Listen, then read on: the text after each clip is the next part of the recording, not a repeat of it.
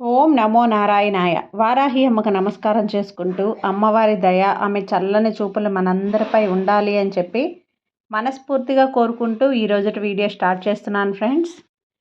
ఇక ఈరోజు వీడియోలో మనం చూడబోయేది ఏంటి అంటే, ఈరోజు రథసప్తమి. ఈ రథసప్తమి రాత్రిలోపు ఈ కథ ఎవరైతే వింటారో వారందరికీ కూడా అఖండ ఐశ్వర్యం, అలాగే ఆరోగ్యం సిద్ధిస్తుంది. ఇక అమ్మవారిని తలుచుకుంటూ కథను మొదలు పెడదాం. మాఘమాసం శుక్లపక్షంలో వచ్చే సప్తమిని రథసప్తమి అంటారు. ఈ రథసప్తమి రోజున ఎవరైతే సూర్యదేవుని కథను వింటారో వారికి ఎంతో పుణ్యం లభిస్తుంది. సూర్యదేవుడు రథసప్తమి రోజున జన్మించాడు. ఈ శక్తివంతమైన రథసప్తమి రోజున సూర్యదేవుని కథను విన్నవారికి 1000 యజ్ఞాలు చేస్తే ఎంత పుణ్యఫలం కలుగుతుందో అంత పుణ్యం మనకి కలుగుతుంది. అలాగే కాశీలో 1,000,000 ఆవులను దానం చేస్తే ఎంత పుణ్యం కలుగుతుందో అంత పుణ్యఫలం ఈ కథ వింటే మనకు కలుగుతుంది. పూర్వం కశ్యప ప్రజాపతి అనే రాజు ఉండేవాడు. ఆ రాజుకి 14 మంది భార్యలు ఉన్నారు. అందులో మొదటి భార్య పేరు తిది. కశ్యప ప్రజాపతి మొదటి భార్య అయిన తిదికి బాగా బలవంతులైన రాక్షసులు జన్మించారు. అలాగే రెండో భార్య అయిన అతిథికి దేవతలు జన్మించారు. మొదటి భార్యకు పుట్టిన రాక్షసులు దేవతలను చిత్రహింసలు పెడుతూ ఉంటారు. అలాగే మునులు చేసే యజ్ఞాలను నాశనం చేస్తూ ఉంటారు. భూలోకంలో ఉన్న ప్రజలను చిత్రహింసలు పెడుతూ ఉంటారు. ఇదంతా దేవతలు చూసి దేవతల తల్లి అయిన అతిథికి చెప్పి వేడుకుంటారు. ఈ రాక్షసుల నుంచి ఎలా అయినా సరే మాకు విముక్తి కల్పించండి తల్లి అని దేవతల అందరూ కూడా అతిథిని వేడుకుంటారు. అప్పుడు దేవతల తల్లి అయిన అతిథి మహావిష్ణువు దేవుడికి భక్తి శ్రద్ధలతో పూజలు చేస్తూ కటిక ఉపవాసం ఉంటూ శరణు వేడుకుంటుంది. అప్పుడు విష్ణుదేవుడు ప్రత్యక్షమై, నేను నీ గర్భంలో కారణ జన్ముణ్ణై పుట్టి రాక్షసులందరినీ కూడా సంహరిస్తాను అని మాట ఇస్తాడు. కొన్ని రోజులకే విష్ణుదేవుడు చెప్పినట్లుగానే అతిథి గర్భం దాల్చి శక్తివంతమైన ఒక కుమారుడు పుడతాడు. ఆ కుమారుడు చాలా అందంగా ప్రకాశవంతంగా ఉంటాడు. కనుక బిడ్డకి ఆదిత్యుడు అని నామకరణం పేరు పెడతారు. ఆదిత్యుడు నారాయణమూర్తి అంశతో 4 చేతులతో జన్మిస్తాడు. అప్పుడు దేవతలందరూ సంతోషించి ఆదిత్య దేవుడికి పూజలు చేస్తూ ఉంటారు. కశ్యప ప్రజాపతి మూడో భార్య పేరు కద్రువ. కద్రువకి సర్వజాతి బిడ్డలు జన్మిస్తారు. ఒకరోజు కద్రువ 2 గుడ్లను పెడుతుంది. ఆ 2 గుడ్లు ఎంతకాలమైనా పగలకుండా ఉంటాయి. అప్పుడు కద్రువకి చాలా కోపం వచ్చి ఒక గుడ్డుని కోపంతో పగలగొడుతుంది. ఆ గుడ్డు పగలగానే అనువురుడు అనే బాలుడు జన్మిస్తాడు. ఆ బాలుడు తల్లి అయిన కద్రువతో ఇలా అంటాడు, నేను బాగా బలంగా ఉండాల్సిన వాడిని, కానీ నీ ఆవేశం వల్ల తొడలు లేకుండా పుట్టాను. కాబట్టి నీకు శాపం పెడుతున్నా అని చెప్తాడు. తొడలు లేకుండా పుట్టిన అనువురుడికి సూర్యదేవుడికి రథసారథిగా ఉంటాడు.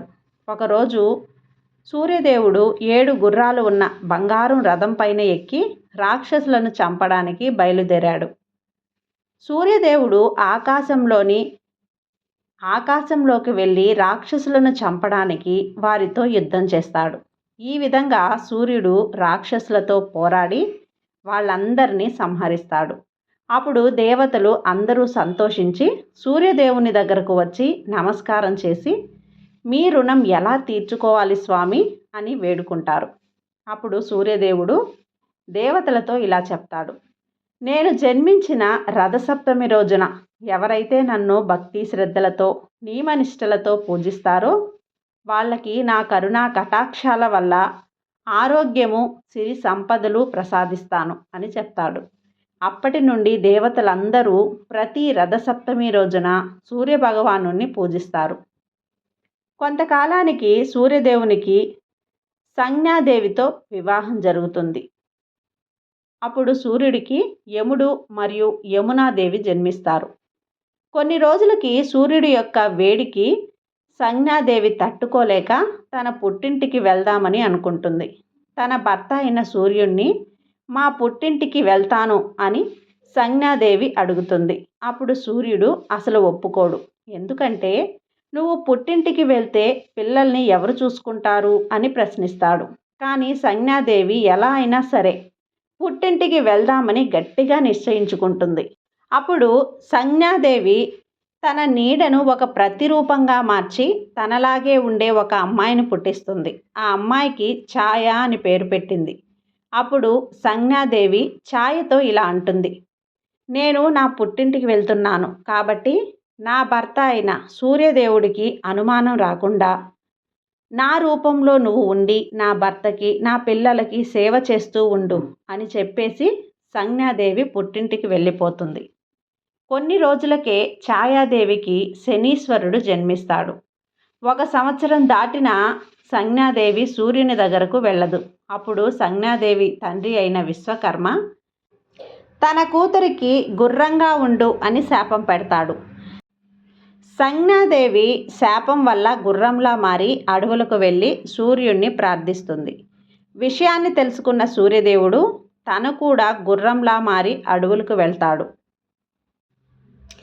సూర్య రూపంలో ఉన్న గుర్రం మరియు సంజ్ఞాదేవి రూపంలో ఉన్న గుర్రాలకు అశ్విని దేవతలు జన్మిస్తారు. అప్పుడు సంజ్ఞాదేవి శాపం నుండి విముక్తి చెందుతుంది. ఇది సూర్యుని వృత్తాంతం.